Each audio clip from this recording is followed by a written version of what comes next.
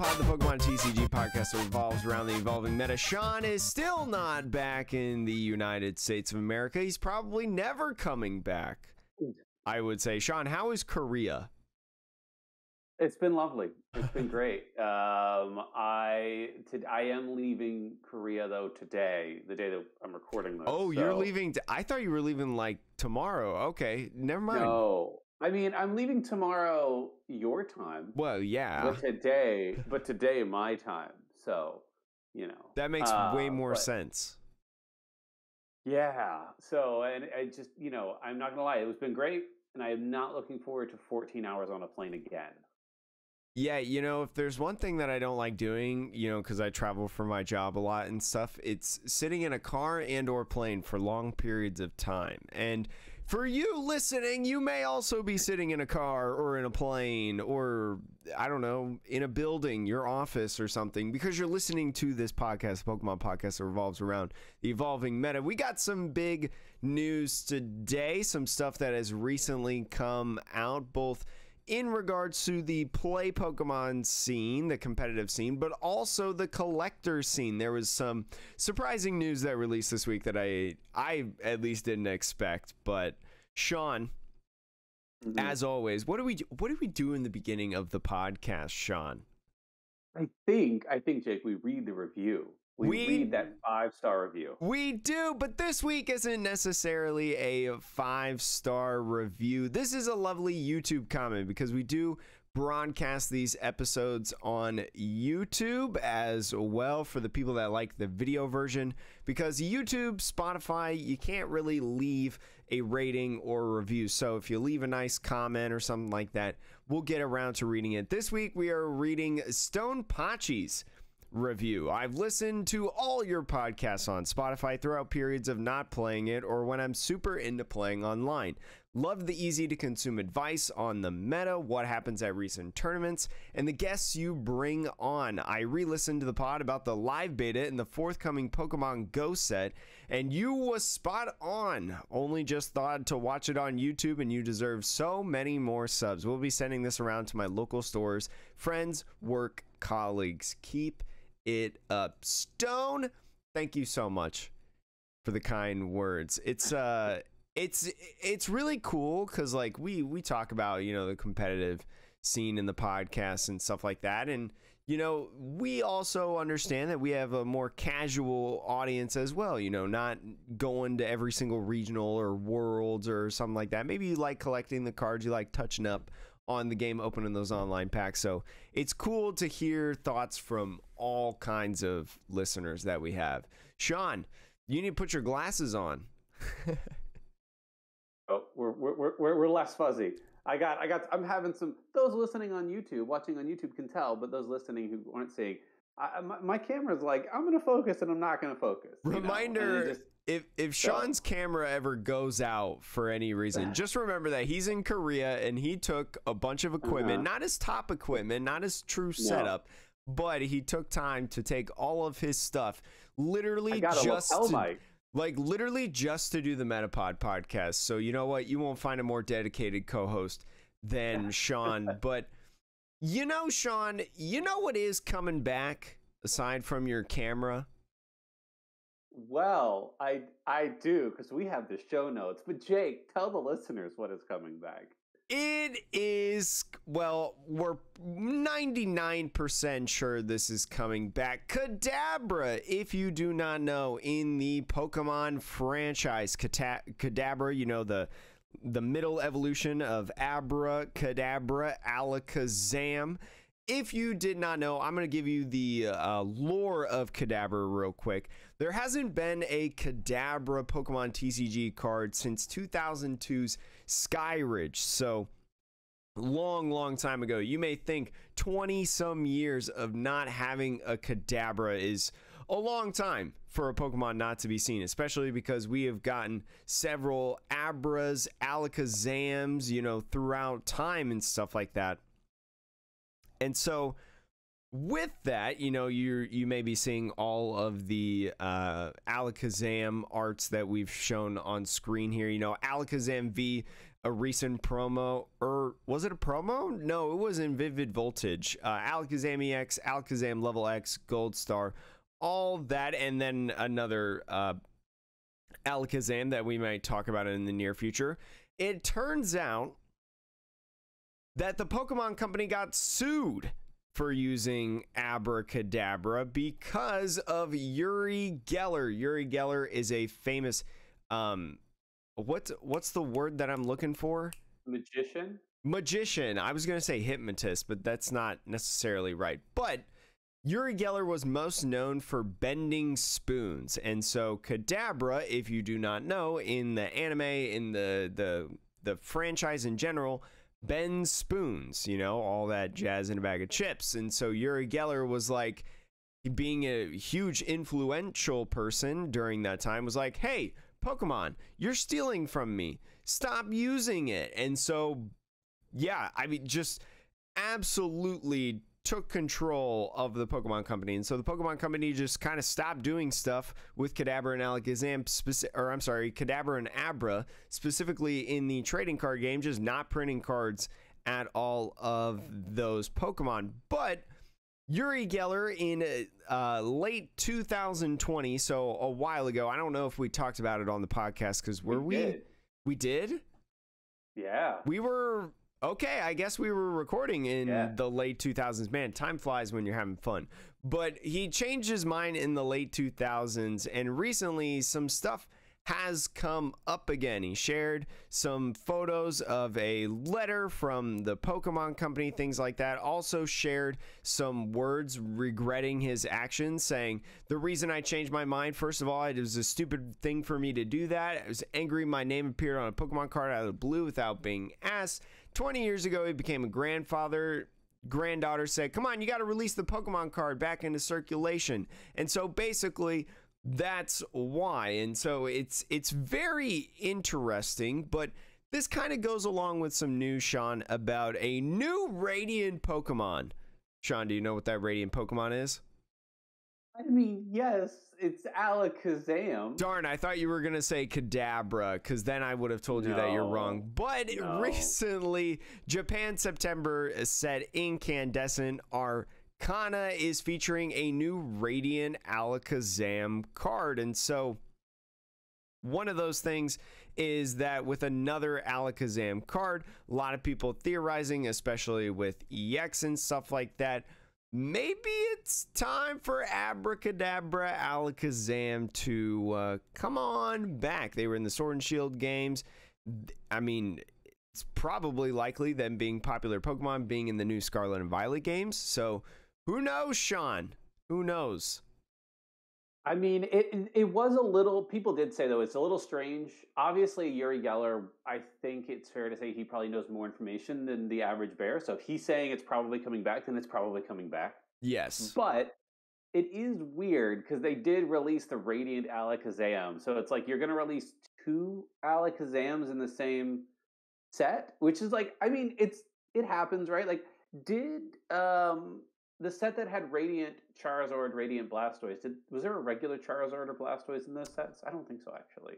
I actually don't know that information for sure. If anything, I feel like I know in like the Pokemon Go set, there was like in English there was a hollow Charizard, Blastoise, Venusaur, and then Radiant Charizard, Blastoise, Venusaur. But I don't know if in the Japanese sets, you know, like where they originally come from, I don't know if it was like that. I would think so, because Pokemon Go was a like Japanese set, you know? Yeah. So I mean, it might be. It may be that like this is kind of a cutesy thing for them to bring back the full evolution line, and then you can play a deck that would have, and maybe there's some synergy, right? Which makes sense between the regular Alakazam and the Radiant Alakazam, which you could play 4 of the regular and the Radiant in the deck because they have different names.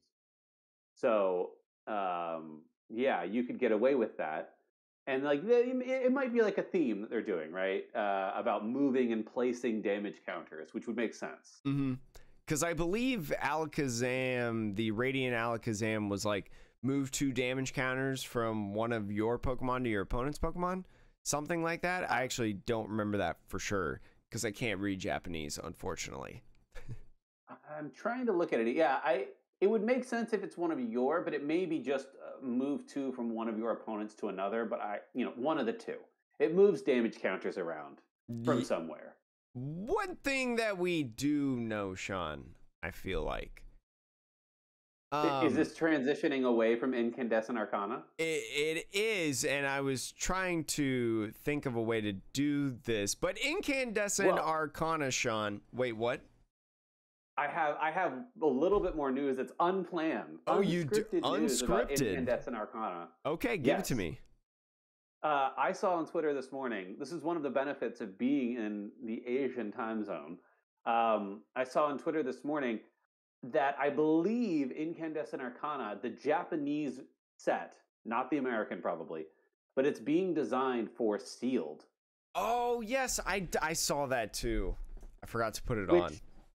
Yeah, so for those of you who don't know what that means, when people say it's being designed for sealed, it's being designed so that people can draft the packs. So you open packs, not draft, I guess, but like you get like 6 packs or whatever, and then you open it up and you can play and make a deck out of whatever is in your 4, 6, or however many packs you've decided on.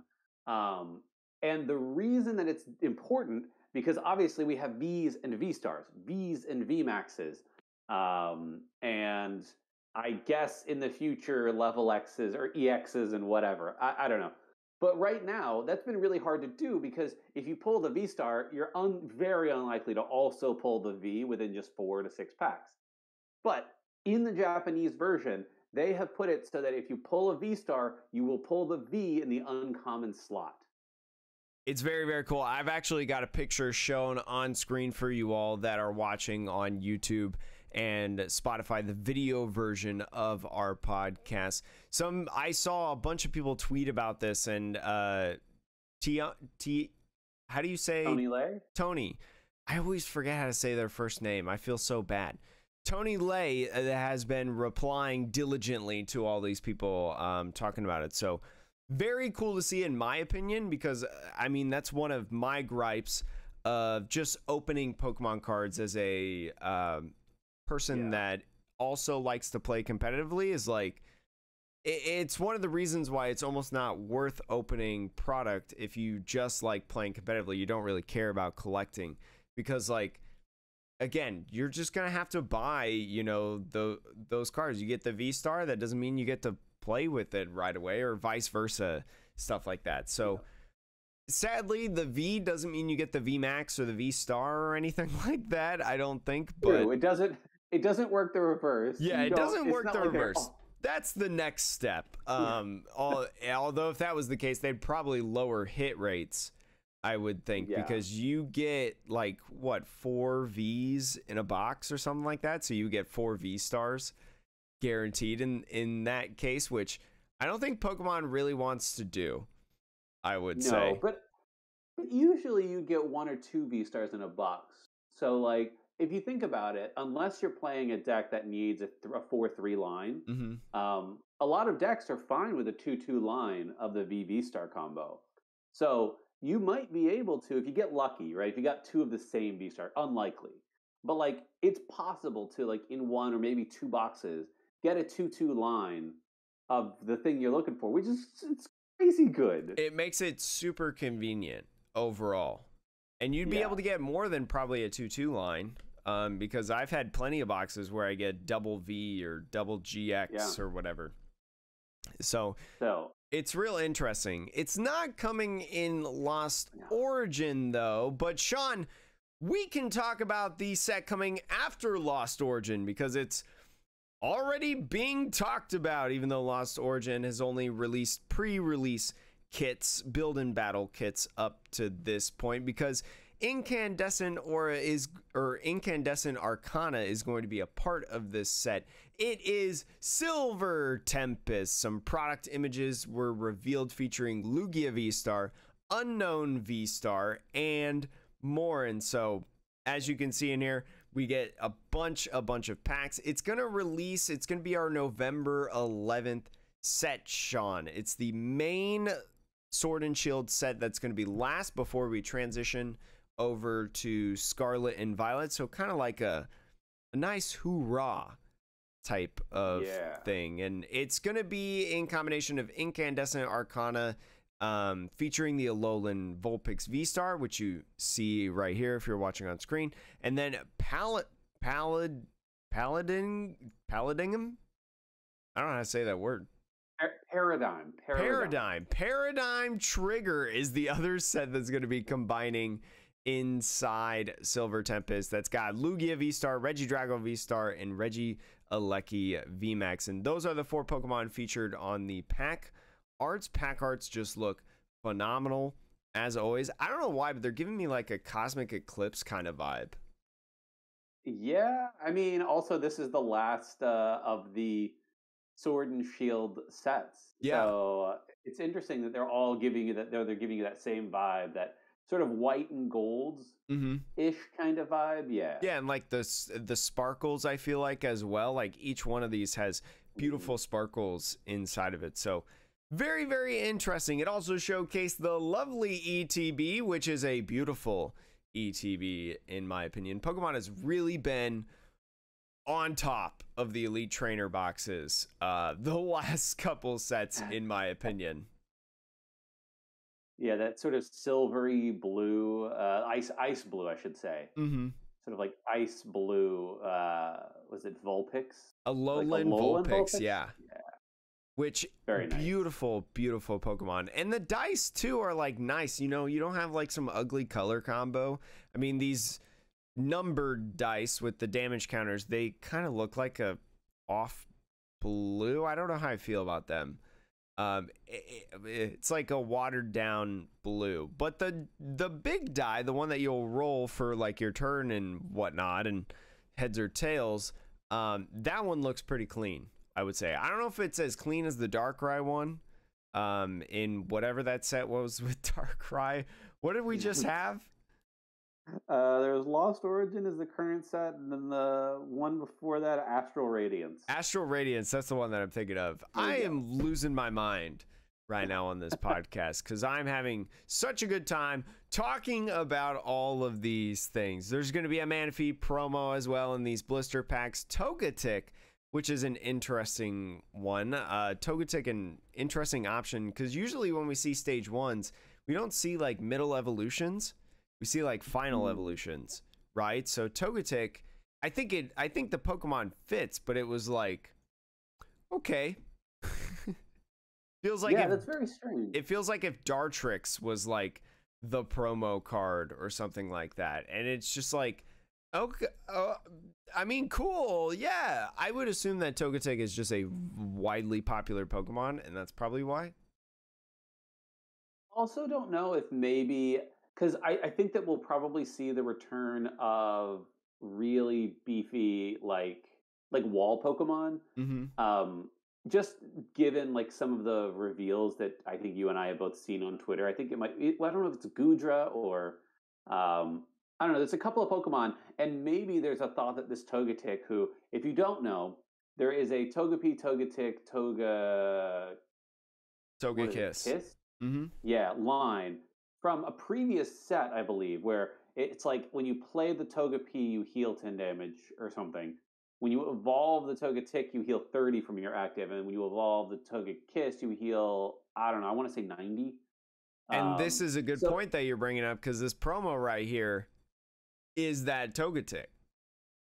So it may be them sort of hinting like, hey, maybe this is a strategy you should play with. And we have you can now get an alternate art or a foil version of that middle evolution line, which like it's kind of cool.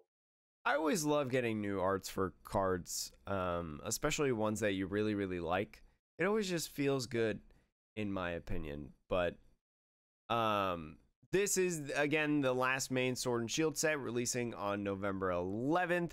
We won't know the set list for a little bit. We can only take guesses on what it will be, but it's still pretty sweet. And then we already talked about the Elite Trainer box, but there are some other things in the set that we do kind of know about.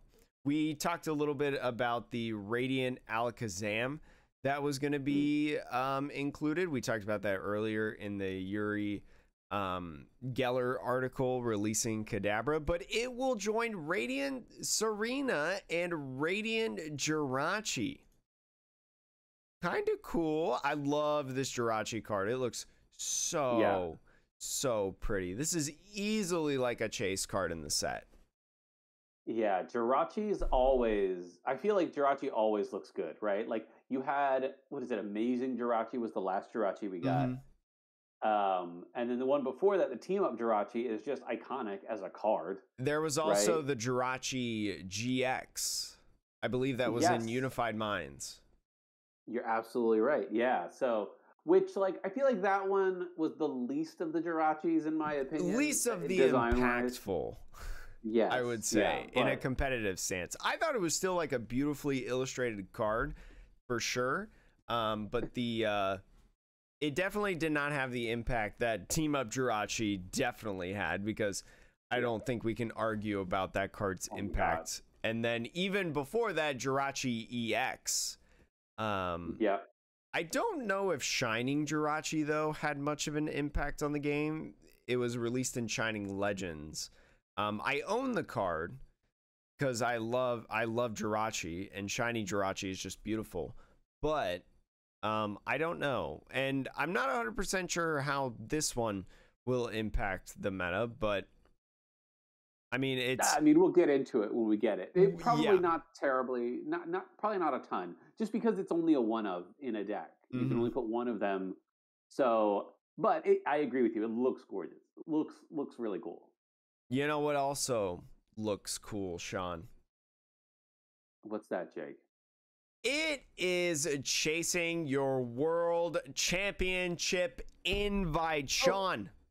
What? Jake, hold on. Before that, the league battle deck. The league. Oh, I forgot to even put that in my notes. You know what's even cooler than getting your world championship invite, Sean? What's that, Jake? It's grabbing a filthy, busted, broken competitive deck for cheap. Sean, if you do not remember, Mew VMAX did, in fact, do well at the World Championships. I believe it was in the top 8. It was one of the top 8 members, right? I think it was 6th. Yeah, it was something like that. It was one of the top 8. Yeah, it was in the lower end of the top 8, but still top 8 at the World Championships. Very, very good. Well, shortly after the World Championships, Pokemon announced that the Mew VMAX League Battle Deck will be coming in November. So the same day as that Silver Tempest release date, November 11th, the Mew VMAX Battle Deck will release at $30 USD at MSRP. And just like all of the other League Battle Decks that we've covered on this podcast, that, I mean, basically any competitive thing going on, this has a disgusting deck list. It is awesome. It is level 3 as well, Sean, which is very curious on this level 3, because we found out that 1, 2, and 3 correlated to the amount of Vs and Vmaxes you get, right? So level 1 was a 1-1, level 2 was a 2-2, level 3 was a 3-3. But this League Battle deck is a little bit different than that, but kind of in the same concept, because instead of giving you a 3-3 Mew VMAX line, right? Mew VMAX line, they said, you know what? The only way to play this deck, this Fusion Strike deck, is with Genesect. So we got to throw in some Genesect Vs in here. So you get a 2-2 line of Mew VMAX, but also 2 Genesect Vs in it, Sean. Yeah, insane. It's good stuff. It's good stuff. And it also has a bunch of other great cards. It has Meloetta, right? The card, one of the cards that make it absolutely insane. You get an Oricorio in there, which was a popular option for a lot of people. 4 of VIP Pass, right? Battle VIP Pass. 4 of Boss's Orders. 4 of Cramomatic, 4 of Elsa Sparkle, Elsa, whatever her name is. You get 4 Fusion Strike energies as well. So this is like, this might be the best. I mean, it is level 3, so like it is theoretically one of the best, but I think this is like the best League Battle deck. Yeah, this is people are saying like, hey, you buy 2 of these, right? And then you basically have like a deck that you can walk into, you're just like a dozen cards short of like the world's deck. And you can walk into, any tournament and have a deck that can win, right? And I actually think like, yes, you can buy 2 of these. When this comes out though, the price for Genesect V and Mew VMAX is going to drop significantly. So I don't think you need to buy 2. I think what you could do, like if you want them immediately and there's 2 at your local game store, whatever, you can do that if you need. But you could probably buy 1 and then pick up singles of like 2 Genesect Vs, 2 Mew Vs, and a Mew VMAX, or whatever the number that you think is the right number for the deck, and do that for less than $30 and then not have too many extra cards. I will say Genesect V has already been dropping already. It is $3.25, especially within the last month and a half. It's really dropped down there. But in terms of Mew V and Mew VMAX, Mew V is still about a $5 card. So once that League Battle deck comes out, it will drop a good chunk. And then the VMAX is $18 per. Yeah. So that's, I mean, it still goes down, Sean. It'll still go down, which is very, very nice. And then who knows if we'll get the Mew VMAX black and golds that came out in Japan. I don't know if those have, I don't think they've come out in English. I mean, I don't see them on TCG Player, but that would also drive down the price considerably, because those would also be trainer gallery too. And that would really, really help out. And probably those black and gold ones would be cheap too, I would say. I think most of the black and gold ones are relatively cheap for how cool they are, in my opinion. Yeah. I mean, I think that the alternate art Mew, VMAXs, and Mew, those are still going to be like the expensive ones. But yeah, if you just want to play the deck, and like you're like me and many others who are like, I don't know if I want to spring for a deck that is so singularly focused, because you never know like if a deck is going to be good or whatever when a new set comes out. But I think it's shown to like, okay, and this deck will also, I think, almost entirely be legal even after rotation happens, because Fusion Strike is such a new mechanic. I'm pretty sure all of these cards, well, I think maybe not, because like Fog Crystal, actually I think this whole thing will be legal. I'm pretty sure I saw that somewhere. Don't quote me on that. Yeah, it may very well be. Like, I don't know. There may be 1 or 2 random trainer cards that happen to rotate, but for the most part, it should all be legal. So yeah, you can pick this up when it comes out in November and know that you're safe for at least another 6 months to a year. Yeah, which is super, super good. Like you could literally, you just literally buy this and walk over to your league, and you probably win a game. Like, oh yeah. I feel like we've said that a lot with these League Battle decks. Like you could just waltz into your local card shop, buy it, and play it, and you'd probably win a game. Like, this is the fullest truth of that statement. Like, yeah. Mew's just so, especially when it pops off. Like, Cramomatic is such an insane card.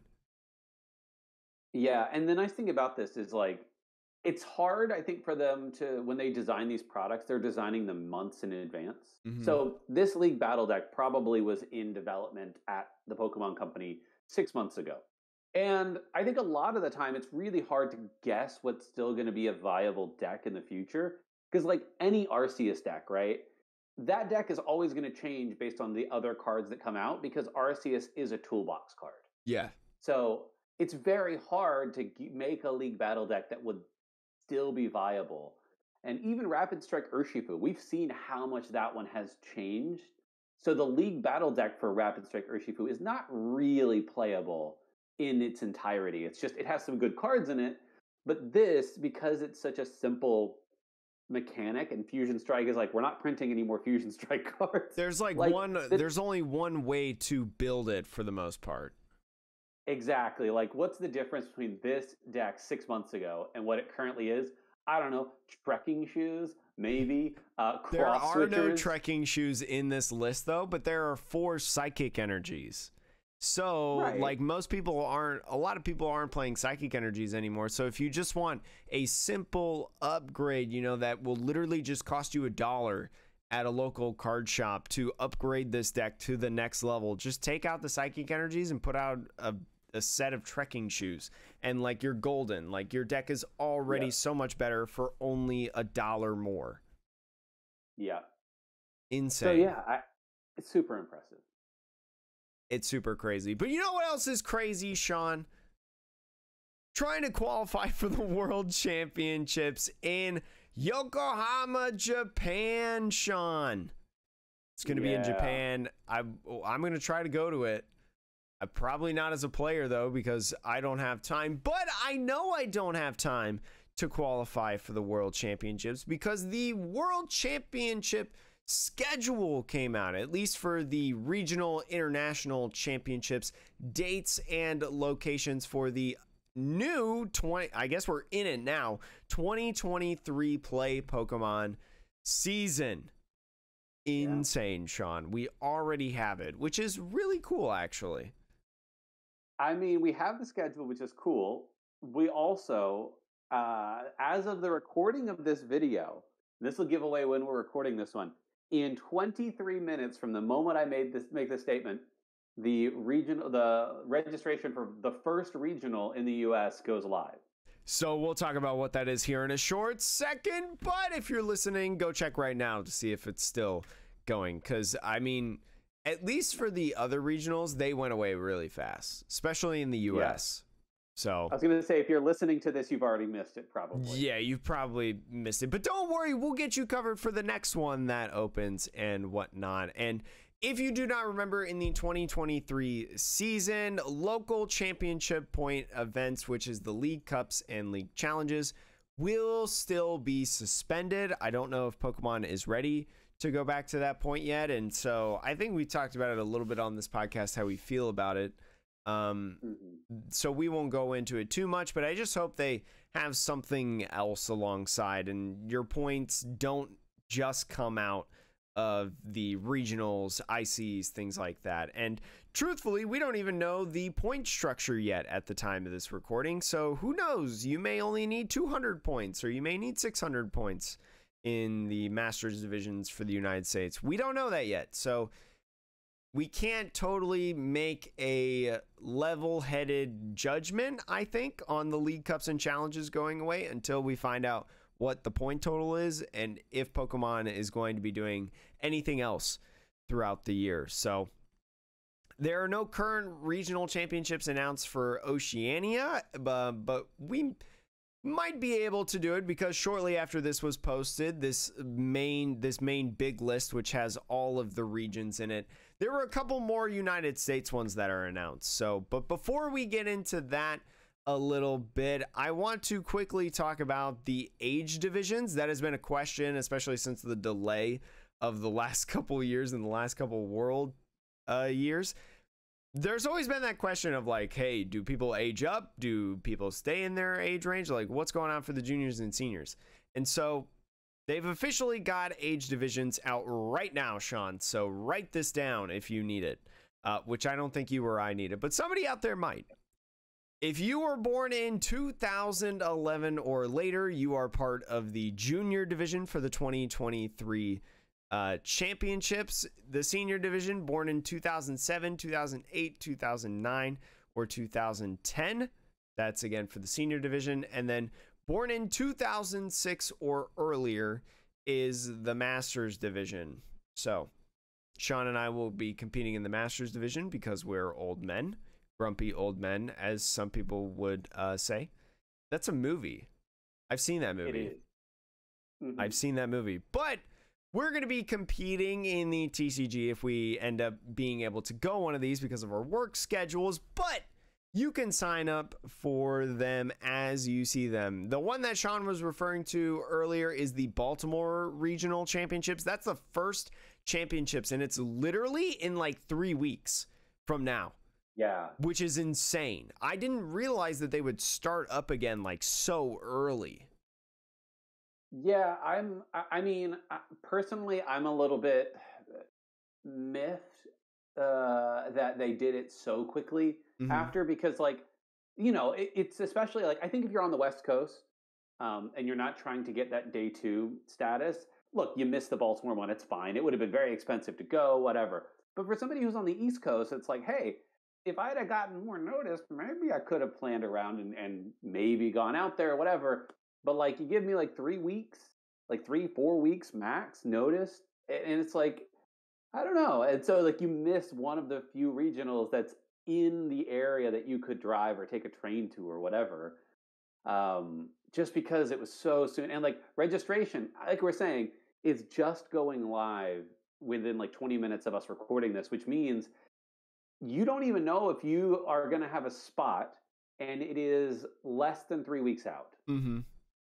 I will say that, and we won't dive into this too much, it still baffles my mind that one of the biggest companies in the world relies on grassroots organizers and stuff to promote registration and things like that for their own professional events. But that is neither here nor there. That's a totally different conversation for another day, because I know there's a lot of drama surrounding Twitter around that situation, which I don't want to get into because this is way over my head. But anyways, I'll go through quickly the North American Regional Championship schedule, just kind of very quickly, to let you all know. A lot of these have a mix of, like, Pokemon Go is also included in this championship. VGC is included in this championship. I don't see any of these with like Unite or like Pokken tournament or stuff like that. So I don't know how those are going to go if you are interested in participating that way in these championships. But we're just going to focus on the TCG. You have that September 16th to 18th is Baltimore Regional Championships in Maryland. October 14th through 16th, the Salt Lake City Regional Championships, which is a lot of people's fall break, I believe, in terms of like schools, I think. At least that's when I think my university has fall break, and the one that I just graduated from recently. But December, the next one is a long time away in terms of in the United States. December 2nd through 4th in the Toronto Regional Championships over in Toronto, Ontario, Canada. So you're going to jump over in Canada, but I've always heard that's a really, really cool trip. December 16th through 18th, you got Arlington Regional Championships, which is in Arlington, Texas. January 6th through 8th to kick off the new year, you got San Diego Regional Championships. February 3rd through the 5th, you have Florida Regional Championships in Orlando. February 24th through 26th, you have Knoxville over in Knoxville, Tennessee. I know that's a very popular spot that people go to every year. March 10th through 12th, you're going back to Canada, Sean. You're crossing the border again. Vancouver Regional Championships in British Columbia, Canada. Charlotte Regional Championships in North Carolina are going to be March 24th through the 26th. So spring break, Sean. You wanted to go to Florida, now you're going to North Carolina. I will say North Carolina is beautiful if you have not been, so be excited about that. May 5th through 7th is in Portland over on the West Coast in Oregon. May 19th through the 21st, you have Hartford Regional Championships in Hartford, Connecticut. And then the final regional championship in North America, June 16th through the 18th, you have Wisconsin over in Milwaukee. So I'll be honest, Sean, I kind of really like this list.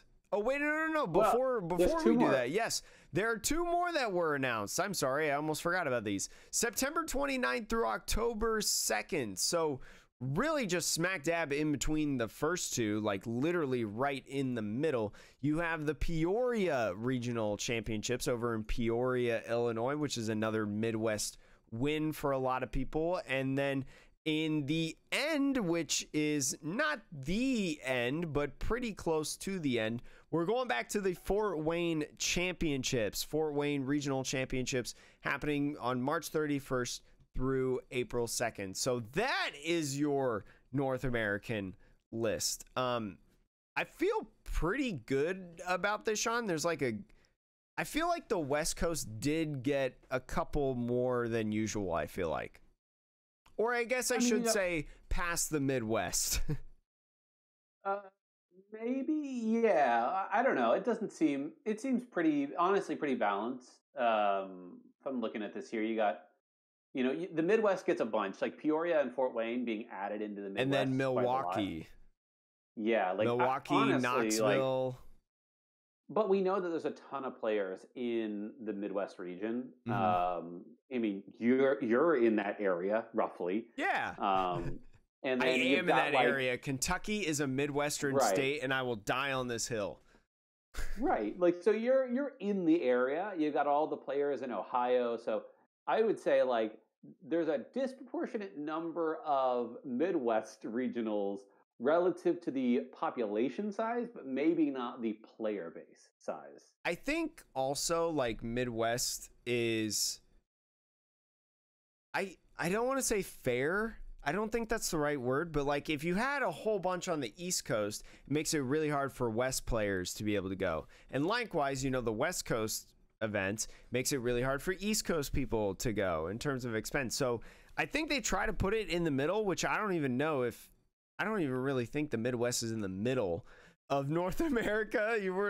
Like Colorado is the middle of America, I would think, or pretty close to, right? Geography? Yeah.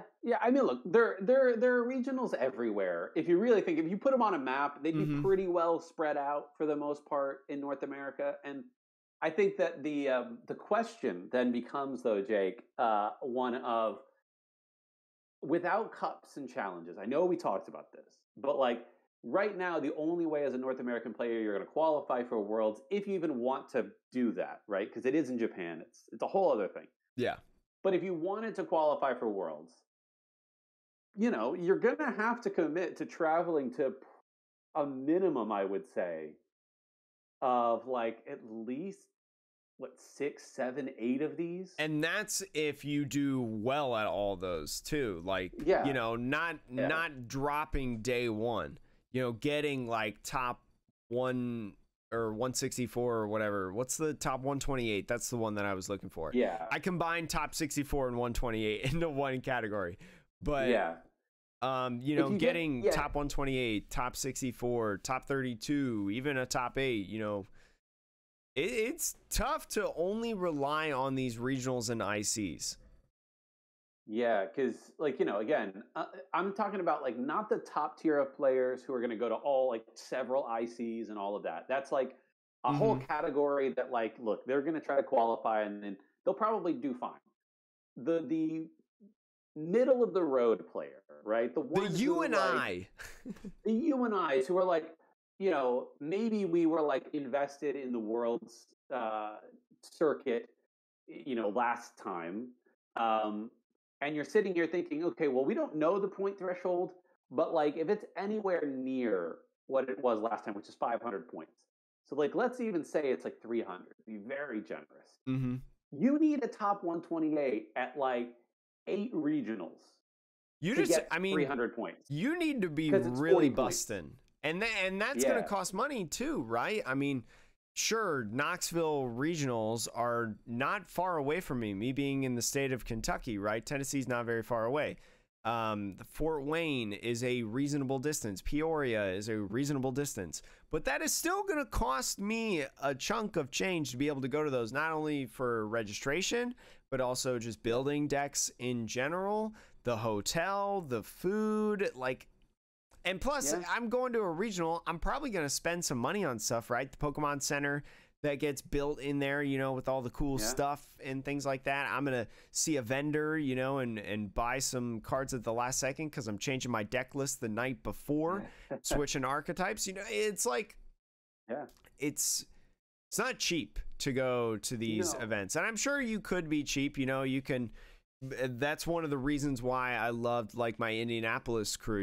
If I had gone to a regional or whatever, before the pandemic hit, I would have like roomed with a couple of them and made the hotel costs go down a ton.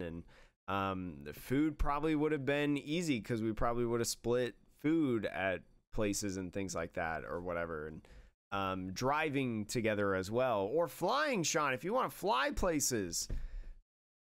like to go to these events. Maybe you're on the Midwest, or I'm sorry, you're on the West Coast, right? And so you're probably going to have to fly to some events over in the Midwest, the East Coast, Canada, right? We didn't even talk about the cost of getting a passport and whatnot. I mean, for me though, it just like it comes down to like I think it was not unreasonable to say, hey, if you want to make Worlds the normal like for the normal years, you're probably going to need to go to a couple of regionals near you and do okay. You know, do top 128. But otherwise, you can grind out, as annoying as it is, you could grind out local challenges and cups, and you could get a Worlds invite all within driving distance, I would say. The thing like, is, too, is like, America. I understand why they didn't want to do cups and challenges anymore, because they're so inconsistent based on the area, right? Like, there were times in Indiana where I would go to like a cup or challenge and I'd pretty much just get points by being there. Like not even doing well, essentially. Like I could go like 2-2 and get points and be like, all right, thanks. I mean, look, I actually think that's fine. I mean, I think they are not bringing back cups and challenges because of the inconsistent like COVID regulations. I think that it plays a much, much bigger factor. But I think, I think that plays a much bigger factor, and that's why we don't really speculate too much. But like, I just, you know, I like the idea that like, look, if you want to go to Worlds as a competitor, it should mean something that you qualified. I am totally on board with, you know, hey, like if you get there as a competitor, you clearly did something right and you spent time and energy and money and all of that stuff. What I don't like about the current system is that and then this is also for anybody who's listening outside of North America, this is very North America centric, but the points thresholds for North America have always been very high. Yes. And to get in, it's just like now, if you only have regionals, America's a very large country, and you know you can't drive to all these regions. It's not feasible to drive to enough regionals to qualify, probably. Especially because there are multiple regionals per month, right? There's 2 regionals in September, 2 regionals in October, 2 regionals December, January. I mean, the beginning of February has 1, but February has 2. March has 3. Pretty much with the April 31st March 31st to April 1st edition. May's got 2, like 2 times per month you're driving for a weekend of Pokemon, or flying in some cases. It's a lot. And I think it's a lot to ask of even a dedicated player who's not going for like those day 2s. Yeah, even for someone like Azul, whose job is literally Pokemon, like going to all these events is really tough. Yeah, like I know Azul, Andrew Mahone has also talked about stuff like this before, where it's, you know, the regional grind in particular is, I think, very difficult because it requires a lot more travel, a lot more planning and being away from home. And, you know, as much as cups and challenges can feel like a grind, it's a weekend thing, right? Like you just, you can go on a Saturday and it's your whole Saturday most likely. But like, it's fine. It's not a huge deal. And the reason that I think that particularly for this year, that it's really tough for the North American player, because I know you want to go to Yokohama and go and at least spectate Worlds, right? Yeah. We don't know how many spectator passes are going to be available for Worlds. We just don't. I think at the time of this recording, Japan just opened up its doors again. Maybe. I think I saw a video of Japan. Yeah, I think I saw a video the other day of Japan opening up its doors again. So odds are that by this time next year, you know, it will be fully open to some degree. Fingers crossed. That doesn't mean, but that doesn't mean that they're going to like have an uncapped event. Odds are there will be a limited number of spectator badges. And knowing, and this is something that the Wasi pointed out, right? He was basically saying, hey, if you really want to go, you should try to qualify, because the entire Japanese Pokemon community which has typically not been able to travel to Worlds because it's a lot further away for them. It's that, and they have a different system as well. Like, you have to win major events in Japan in order to go to the World Championships, which is completely different than our point system. Yes. So for them, like, you know, there'll be a lot more spectators, obviously, that are Japanese this time that have never been able to go to a Worlds before. So you got to imagine that a lot of those spectator badges might be sold to Japanese, you know, players who aren't competing. So it's going to be, I think, a much, much harder, is my guess, to get a spectator badge for next year. Worst case scenario. That's my guess. Worst case scenario, Sean, I miss out on the spectator badge and I just have a nice 2 weeks in Japan. Like, sure. I mean, look, just a nice vacation in a country that I want to go to anyway. So it's like win-win. Yeah. So I just think it'll be, I don't know. I think this year it's a very strange set of circumstances where it's like harder than ever maybe to qualify as a competitor, and also harder than ever maybe to like get a spectator badge if you just want to be there. I will say as well, we haven't even talked about the travel stipend stuff. If you're in the top percentage of each region, which people grind for, I know like Rahul already has talked about the stipend grind a lot and how there's a huge, what's the word that I'm looking for? Like fatigue around that, about going literally every other weekend to these events, and how, especially, you know, for people like you and me, Sean, that might have like paid time off, stuff like that, there's no way we could go to each one of these and still keep our jobs. Yeah.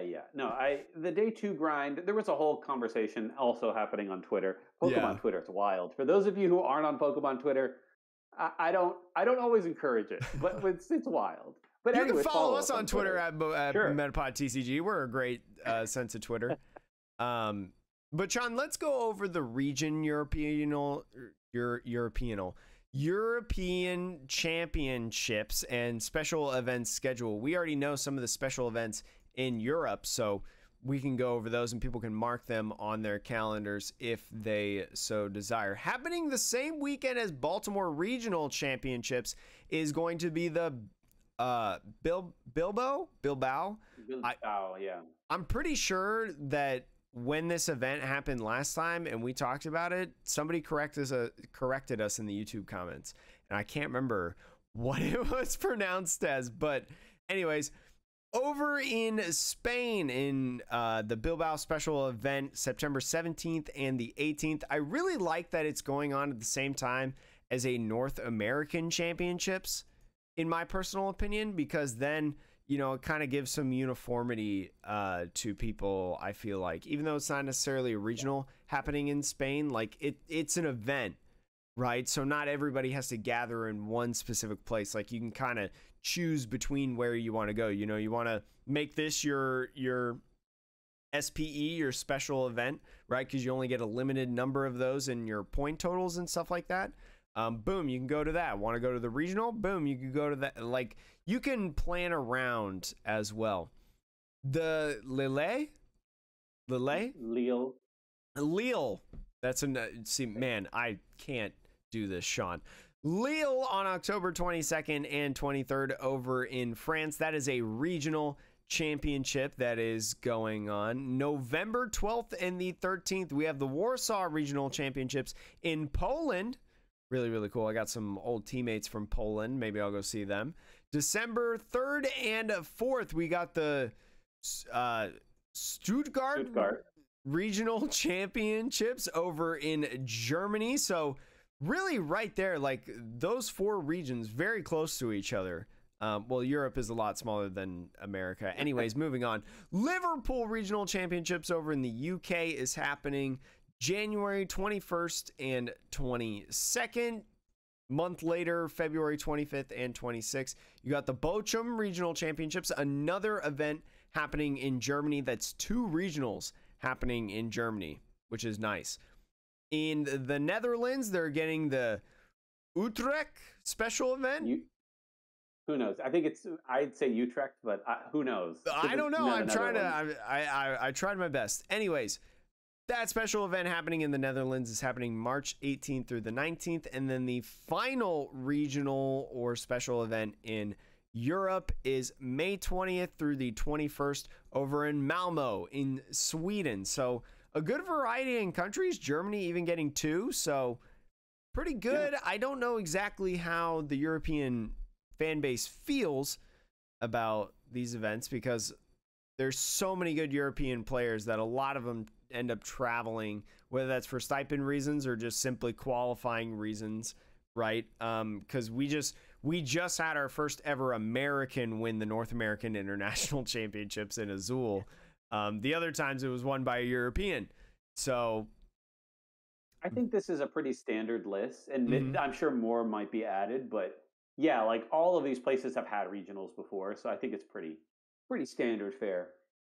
If you don't want to go to either of the Bilbao event or the Baltimore regionals, you can instead, if you're in Latin America, go to the Porto Alegre Regional Championships. Probably botched that up. Over in Brazil, that's happening September 17th through 18th. It's the only Latin American regional championship, which is kind of sad, but I mean, it's a small player base compared to like the United States and Europe. So, okay. But there's no Oceania regionals. I mean, Sean, there's no Oceania regionals currently on the books, but like they might add more in the future. Yeah, that's true. The idea that there's only one LATAM regional, and then you would have LAIC, and that's it for qualifying. It would be wild. Speaking of international championships, we do have the months at least and what region and location and games will be going on for those international championships. November 2022 is the first international championships. It's Latin America in Brazil. So almost the same format, you know, I mean, same year, literally going to be like 2 months apart. You're going to have the regional in Latin America and then the international championship happening both in Brazil as well. I guess Brazil has kind of, in terms of the Latin American player base, Brazil probably has the strongest presence in terms of players, I would think, from this. Yeah. Oceania is getting an event in February 2023. It's happening in Australia, where most, if not all, Oceania events happen, at least in recent memory. But that is February 2023, as I mentioned. April 2023 is in Europe, in the UK. So going back to the UK, we just had Worlds over there. Well, now we're having an international championship over there. And then June 2023, North America in the US of A. Don't know exactly where it's going to be. It could be in Ohio. It could be in Indianapolis. Trying to think if there's any other places that it would be in. I guess maybe if they want to go to DC again. They had Worlds over there a couple years ago. They did. It was 2019 Worlds. My guess is it'll probably be Ohio. They've done it in Columbus so many years. I like it. I like it over there. I know some people are wanting to move away from Columbus. They want to see something new because you can only see Ohio so many times before it becomes the same thing over and over again. But I'd be all right because I went to that event as a spectator. That was the first Pokemon event that I had ever seen. You know, before I even started going locals competitive. I liked that venue. I thought it was pretty cool. And yeah, so there is your regional international championship location scheduled, at least the first part. Again, things could change. Things could be added. We mentioned there was a couple events in North America added shortly after this article was posted over on PokeBeach, and this news had broke. So yeah, Sean, do you see yourself going to any of these as of right now? I know we were already asked about the Baltimore Championships, and unfortunately, I won't be able to go to Baltimore. College sports starts this week, and that's gonna put me in a chokehold. I don't know. I don't know if I'll be able to go. I might be able to make it to a couple of them. Yeah, the Baltimore one, it was just so soon after it's like trip. Yeah, even if like I was free that weekend, like we didn't have any home sporting events going on, it's way too soon for me to be able to make sure that time will be off and things like that. I mean, but who knows? Maybe one of the Midwest ones I'll be able to go, and maybe Sean over how far is Connecticut from you? When you're in America, at least. Yeah, no. Several of these are easily drivable for me. I'm trying to see now if the Baltimore one is already sold out. Oh, because it's probably already started registration since we've opened up. Because it's 7:06 p.m. and registration opened at 7. I know that regionals last season and stuff, for anyone who's curious on registering for any of these championships, I remember last season, and we maybe have talked about this on the pod briefly, but like they would sell out Masters tickets and entries in less than 10 minutes. Like 5 to 10 minutes, they would be out. So like, if you want to sign up for one of these, make sure, you're active on Twitter. You're paying attention to not only the Pokemon TCG page, but also, other Pokemon TCG community members. A lot of people will retweet, interact, let you all know when registration is going to open up, because most of the time, sometimes I think it just kind of goes, but most of the time there will be an advance notice from the organizer or the organization that's running that event that's saying, hey, registration is going to open up at this time on this page, whatever, for this event. So be there, be square. So yeah, just make sure to do your due diligence in finding those things. But Sean, is there anything else you want to talk about? No, I will be back in America soon. Yes, soon we'll have Sean in his original setup and whatnot, and Jake won't be the one running the technology side of everything. He'll just do the editing and the talking weird and providing you valuable information on the Pokemon trading card game, which Sean and I both do every single week on the Metapod podcast that revolves around the evolving meta. Have a great rest of the day. Keep playing. Get ready for Baltimore and get ready for Lost Origin.